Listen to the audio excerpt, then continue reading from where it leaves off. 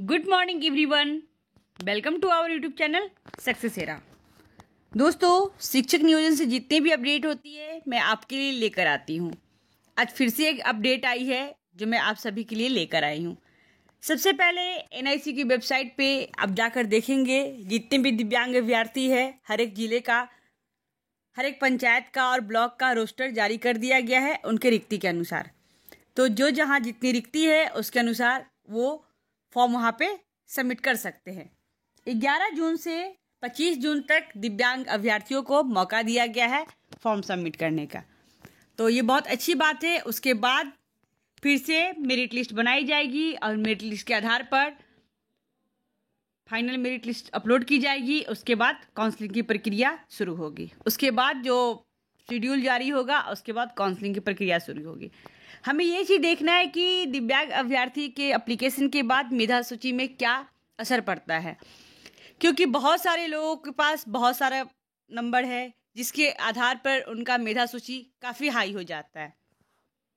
तो अगर आप अभी 72 पे है और ये मेरिट ऑल ओवर बनेगी, कैटेगरीज वाइज निकलती है तो ठीक है, सब्जेक्ट वाइज तो रहेगी ही रहेगी। 1 to 5 में कोई सब्जेक्ट स्पेशलिस्ट नहीं होता है, वहाँ पे आप जनरल टीचर होते हैं, लेकिन 6 to 8 में आप सब्जेक्ट स्पेशलिस्ट हो जाते हैं।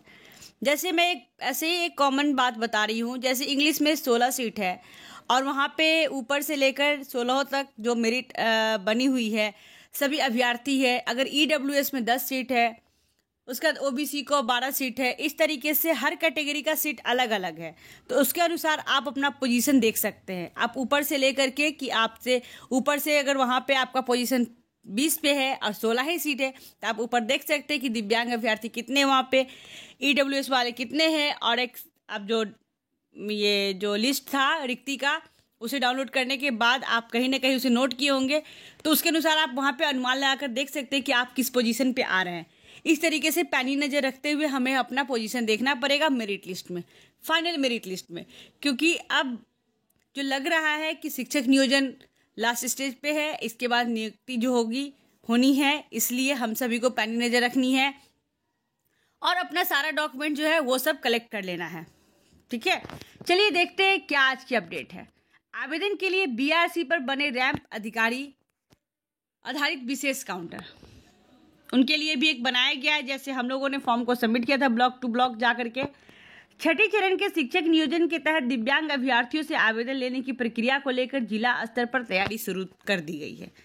सभी नियोजन इकाई को अपने अपने इकाई में रैंप आधारित विशेष काउंटर की व्यवस्था करने का निर्देश दिया गया है। 11 जून से इन अभ्यर्थियों को आवेदन लेने की प्रक्रिया होगी। डीईओ अब्दुल सलाम अंसारी ने इसे लेकर सभी नियोजन इकाई के सचिव को निर्देश दिया है कि नगर निगम के साथ ही नगर पंचायत काटी, मोतीपुर, साहेबगंज के साथ सभी प्रखंड विकास अधिकारी, सभी प्रखंड शिक्षा अधिकारी और जिले के सभी पंचायत सचिव को निर्देश दिया गया है। हाई कोर्ट के आदेश के बाद प्राथमिक विद्यालय शिक्षक नियोजन 19 से 21 के अंतर्गत दिव्यांग अभ्यर्थियों से आवेदन लिया जा रहा है। इसमें दिव्यांग अभ्यर्थियों को आवेदन करने का एक मौका और मिल दिया गया है। जो पहले आवेदन दे चुके हैं वह इसमें आवेदन नहीं देंगे, क्योंकि वो ऑलरेडी पहले से लिस्ट में शामिल है। तो उन्हें आप बिल्कुल ये सोचकर परेशान ना हो कि हमें फिर से आवेदन करना होगा, हमारा नाम उससे हट गया होगा, तो ऐसा बिल्कुल भी नहीं है।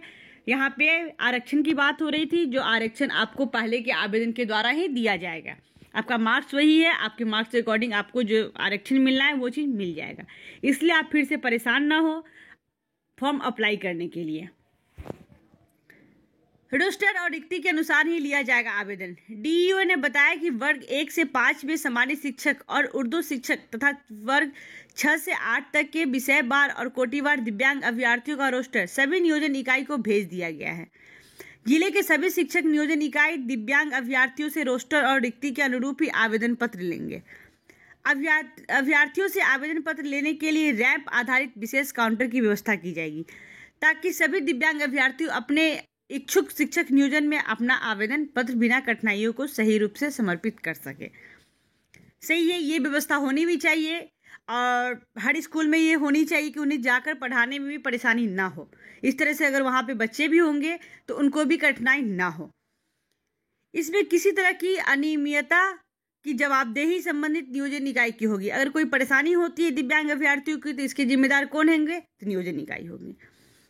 सभी प्रखंड शिक्षा पदाधिकारी को निर्देश दिया गया है कि अपने अपने प्रखंड में कोरोना प्रोटोकॉल का पालन करते हुए दिव्यांग अभ्यर्थियों की कठिनाई को मद्देनजर पंचायतों में आवेदन प्राप्त करने की जगह वैकल्पिक व्यवस्था संबंधित प्रखंड के प्रखंड संसाधन केंद्र यानी BRC पर करेगी। यानी कहा जा रहा है कि हर ब्लॉक की जो पंचायत में जितनी रिक्ति है उसका काउंटर BRC में लगा दिया जाए ब्लॉक के पास, जो कि लोगों को परेशानी ना हो कि हर पंचायत में जाकर फॉर्म सबमिट करना पड़े। इससे पहले जो फॉर्म लिया गया है जनरल अभ्यर्थियों से, उन्हें हर पंचायत में जाकर फॉर्म सबमिट करना पड़ा। उसके बाद फिर जो NIOS वाले डाले उन्हें ब्लॉक में कुछ काउंटर मिला, लेकिन कुछ अलग अलग काउंटर बनाए गए थे, तो थोड़ी परेशानी कम हुई थी। वही यहाँ पे जो ऑर्डर दिया गया है कि हर एक ब्लॉक में BRC में ही जो पंचायत के जो आवेदन प्राप्त करने की जगह की वैकल्पिक व्यवस्था बना दिया जाए प्रखंड में ही, क्योंकि लोगों को पंचायत टू पंचायत जाने की परेशानी खत्म हो जाएगी। प्रखंड शिक्षा अधिकारी और प्रखंड विकास अधिकारी संयुक्त रूप से इसकी व्यवस्था करेगी। आवेदन प्राप्त करने के अंतिम तिथि के बाद पंचायत विकास अधिकारी संबंधित पंचायतों को उपलब्ध कराएंगे। संबंधित नियोजन निकाय के सदस्य सचिव, प्रखंड विकास अधिकारी और प्रखंड शिक्षा अधिकारी 11 जून से 25 जून तक केवल दिव्यांग अभ्यर्थियों से आवेदन प्राप्त करने के लिए विशेष काउंटर की आवश्यक व्यवस्था करेगी। तो ये थी आज की अपडेट जो दिव्यांग अभ्यर्थियों से रिलेटेड थी।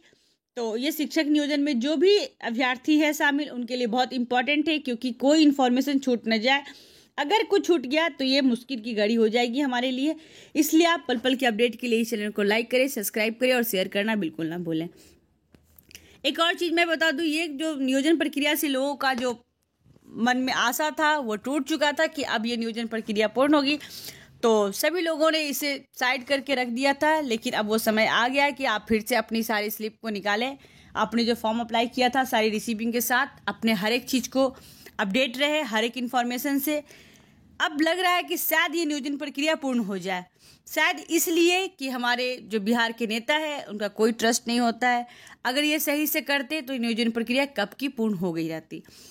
2019 में कुछ आवेदन लिए गए, 19 अगस्त से शुरू हुआ, अगस्त में लिया गया, उसके बाद फिर अक्टूबर, फिर नवंबर, उसके बाद फिर केस के बाद फिर आपको 15 जून से 15 जुलाई तक आपको फिर NIOS वाले से आवेदन लिया गया। कब? 2020 में।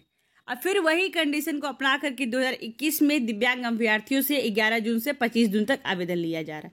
मतलब ये 4 चरण में जो आवेदन लेने की प्रक्रिया है, तो ये मेरिट लिस्ट निकालने के लिए कितनी प्रक्रिया लेंगे, कितना चरण ले सकते हैं, इसीलिए थोड़ा सा भय होता है। लेकिन हमें अपडेट रहना है, हर चीज़ को देखते रहना है, टाइम टू टाइम ट्विटर पे जो हम लोग कैंपेन करते हैं वो करते रहना है।